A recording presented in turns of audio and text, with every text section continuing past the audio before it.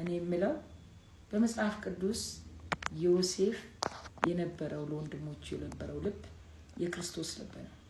የክርስቶስ ልብ እየሰቀሉት ማራቸው የሚል እየጠሉት የሚቀበል ኢየሱስ ስቀለው ያሉትን ማራቸው ብሎ የማለደበት ዮሴፍ ደግሞ እነዛ ጉድጓድ ውስጥ ይግባ አይ በትሸጠው ይሻላል ያለ ዋጋ እንዴት ብለን እንተዋለን ያሉትን ለ20 ብር የሸጡትንና ጉድጓድ ውስጥ የከተቱትን እንደዛ ይሄ ባለ ራይ ፈጸማ ብለው ያሉትን ወንድሞቹ ምግብ አዘጋጅቶ ሊመግብ መነሳቱ ደግሞ እንዳይራቡ ቤተሰቡን ሁሉ ይምጡ ይሰብሰቡልኝ ብሎ ለነሱ ዳርቻ ማዘጋጀቱ ሲያቸው የፍቅር ልቡና እንባው መፍሰሱ የክርስቶስ ኢየሱስ የደምላም ማለቡ የሁለቱ ልብ አንድ ተመሳሳይነት ልብ አለው።